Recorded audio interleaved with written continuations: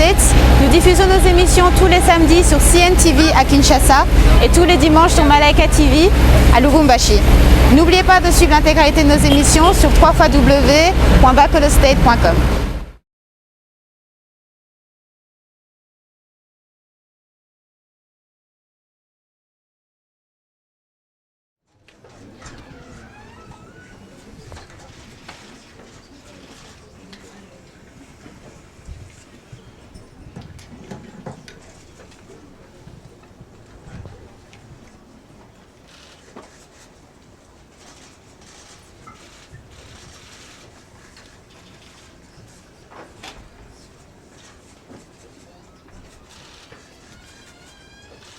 Bien, mesdames, messieurs, je ne sais pas si vous avez pu entendre le discours que j'ai prononcé devant l'Assemblée générale, donc je ne vais pas le reprendre ici.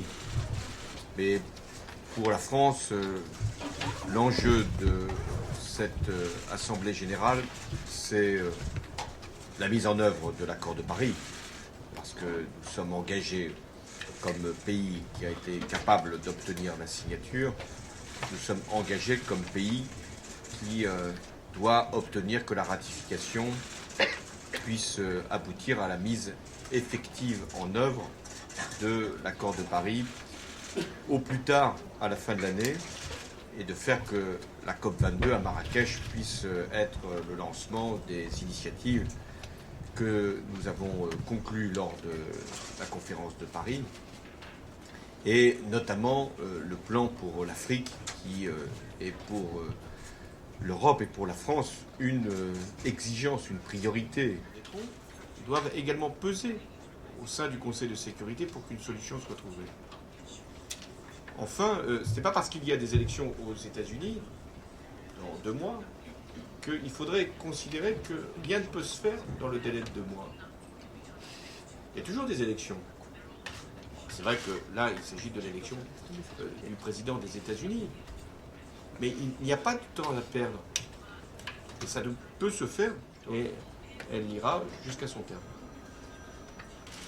Bonjour Anissa Jabri, RFI. J'ai une question sur la RDC. Ça fait plusieurs jours que le pays est secoué par des affrontements. Je voulais d'abord avoir votre sentiment sur ces violences et ensuite savoir si vous attendez aujourd'hui l'annonce d'un scrutin, d'une date pour ce scrutin présidentiel très rapidement.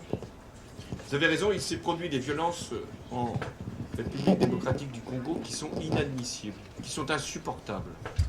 Nous ne savons pas encore le nombre de morts, mais ce qui est incontestable, c'est qu'il y a des victimes et qu'elles ont été provoquées par des exactions venant de l'État congolais lui-même. Un parti d'opposition, le principal, a vu son siège agressé et même flambé, brûlé. Dans aucun pays, on ne peut accepter de tels comportements, de tels agissements. Et donc je veux ici les dénoncer. Je suis allé moi-même en RDC, à l'occasion d'un sommet de la francophonie. J'avais hésité à y aller, mais je considérais que c'était mon devoir d'y aller parce que la France est un pays francophone et a vocation à aller partout dans tous les sommets de la francophonie. J'avais dit au président Kabila que nous ne transigerions pas sur les élections, leur date et le processus constitutionnel. Et donc, je le répète ici, après avoir dénoncé ces violences, ces exactions, la Constitution doit être respectée, les élections doivent se tenir, ensuite nous verrons avec le contrôle international qu'il sera possible de faire. Non. Thank you.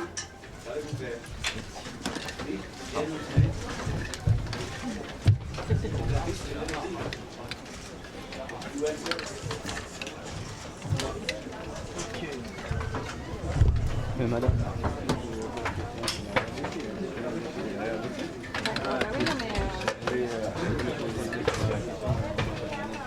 J'avais demandé avant, c'est pour ça.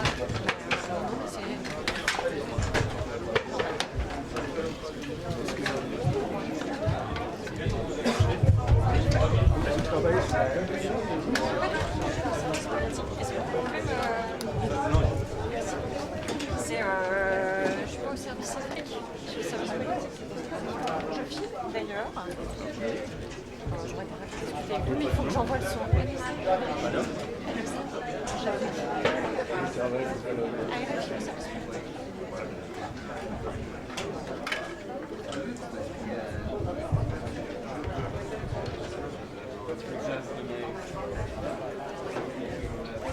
Nous venons aussi d'assister à une conférence de presse du président François Hollande qui a survolé l'actualité, notamment sur le terrorisme, mais aussi il y a une question qui a été posée par une de nos consoeurs sur la République démocratique du Congo.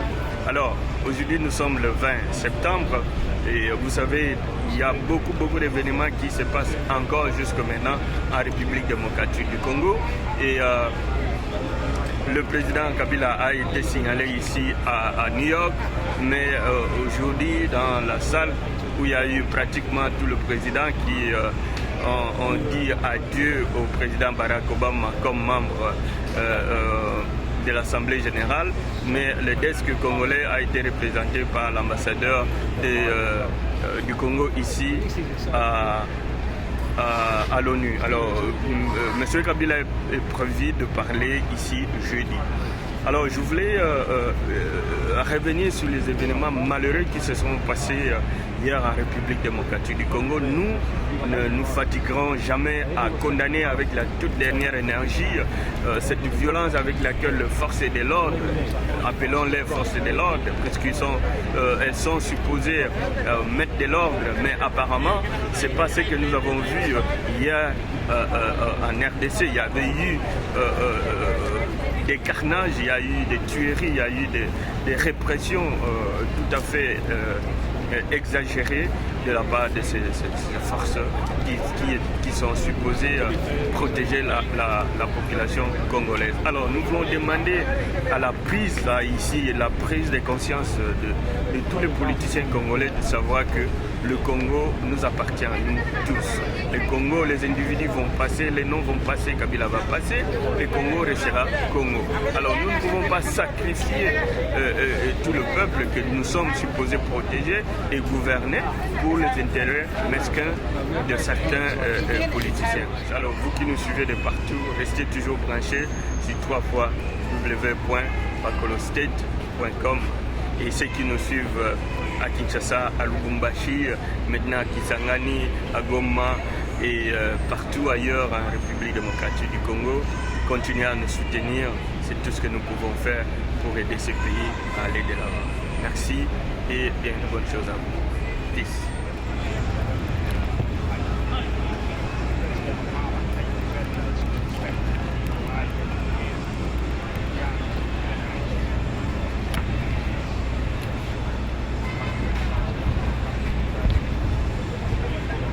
Nous sommes arrivés à la fin de cette émission. Merci à vous de nous avoir suivis. On se retrouve la semaine prochaine, même chaîne, même heure. C'était Clara Mbella en direct de New York. Au revoir.